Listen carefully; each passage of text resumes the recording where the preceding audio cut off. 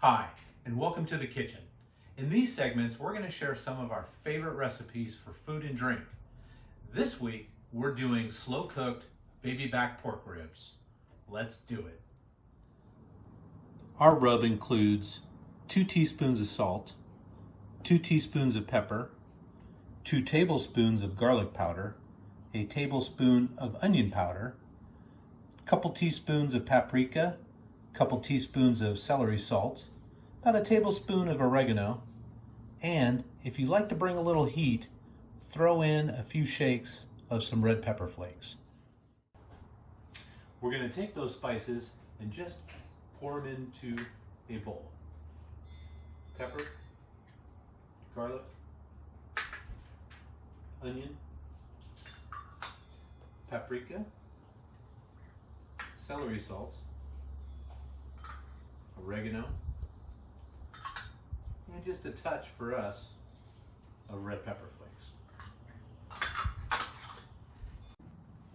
We're going to take our spoon and just mix all those beautiful, flavorful spices together.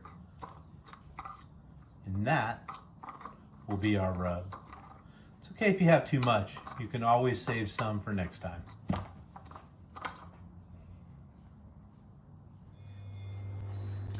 These ribs are so delicious that they fall off the bone and melt in your mouth. But to get that, we need to do a couple of things. We need to bake them for a long time in a low temperature oven after we grill all that beautiful seasoning into the meat. But to prep it, there's only a few steps that you have to do. So once you get it home, you open up the package and you've got this big, beautiful slab of ribs. Do not wash them in the sink. That's a big no-no. All you're doing is spreading all the germs around and you're waterlogging the meat. If the meat is too wet, it's going to taste a little off.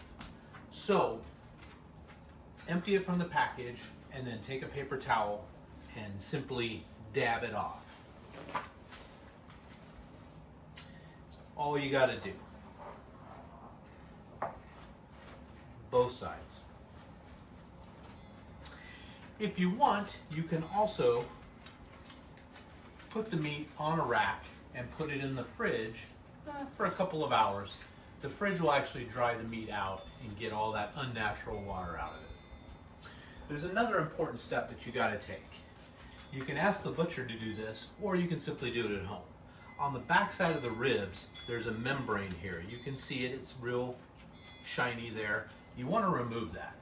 It's not a big deal if it's there, but if it is, it's probably going to get stuck in your teeth a little bit more, and it's going to be a little chewy. So the best thing to do is remove it.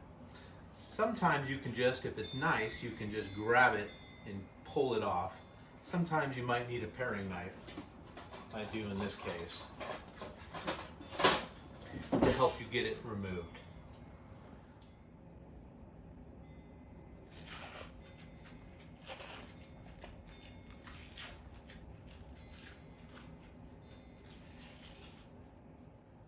Now that the membrane's removed, we can go ahead and season it. This is kind of fun.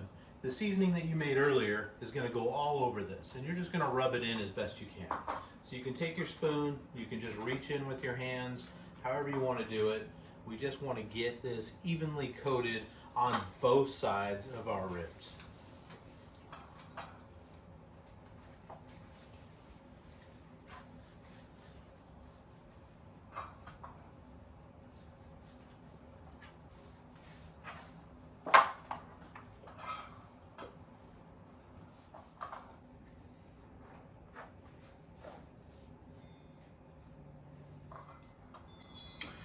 Try to get all the little folds, all the areas, any surface area you can find.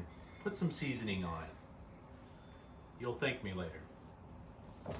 All right, and that's it. If you take a look, you can see all the beautiful garlic, all the red pepper flakes, all the paprika, all those spices dug in. I'm gonna let this rest for a little while, and then the next step will be throwing it on the grill. We'll be back. As our meat's on the grill, we're going to go ahead and preheat the oven to 225. That's the temperature that's going to slow cook for about 2 hours. We want to set the grill at about medium-high temperature. So go ahead and flip it on. get the fire going. Like to get both burners and then turn it down just a bit. We'll get it to about 300, 325, and then we'll throw the meat on. All right, we got the temperature where we want it. So now it's time to sear in all that beautiful flavor. We're gonna drop this on the grill for about 10 minutes per side.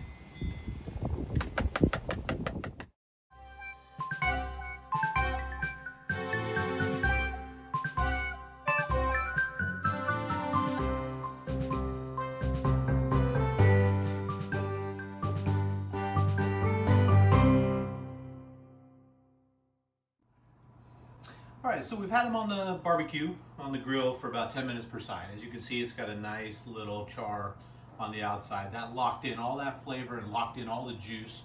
And now it's ready to be prepped to go in the oven. So what I like to do is pop it on a cookie sheet and have a couple layers of aluminum foil. That locks in all that moisture, all that steam. So on the bottom side, I put a regular heavy-duty piece of tin foil, and on the top side I have the non-stick side there, so once I pull it out I'm sure that the meat won't stick to the foil and make a mess. It usually doesn't anyway, but just to be safe I do that. So I'm going to pop that on the foil, and then I'm going to go ahead and slather it with your favorite barbecue sauce. We used a kind of a store-bought smoky flavored one. It's kind of thin, but we do like it. It's got great flavor. So I'm going to slather this all over. I'm not going to get too heavy with it, because then you're just going to end up with a big greasy mess at the bottom. But I do want to coat all the surfaces. I'm starting with the top first, because once I flip it down, it's going to stay down. So we'll go ahead and flip this and have the meat side down. That way all the fat that's rendered up near the bones is going to soak down into the meat as it cooks and make it that much more juicy.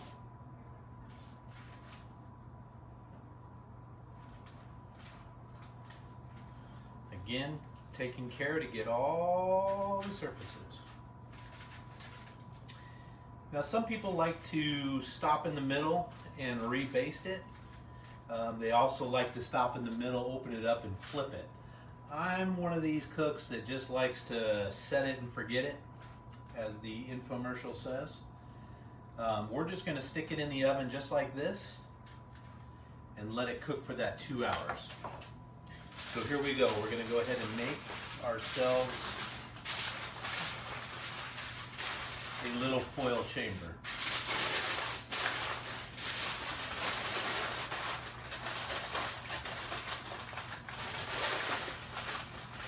And that's going to keep all the flavor, all the juices, everything inside there as it cooks. So into the oven it goes. So we've got our oven preheated to 225. We're going to go ahead and stick our ribs in. Center rack, make sure they're right back into the center. Give it good heat circulation. And then all we have to do is set the timer for 2 hours. Alexa, set a timer for 2 hours. 2 hours, starting now. And we'll be back.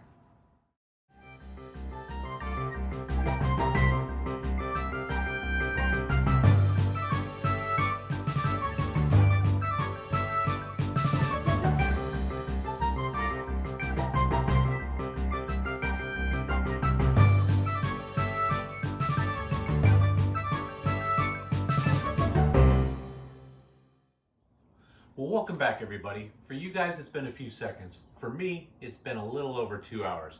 I forgot to mention earlier that temperatures in your oven may vary, so you may want to adjust the time accordingly. Anywhere from about 1 hour and 45 minutes to 2.5 hours usually works.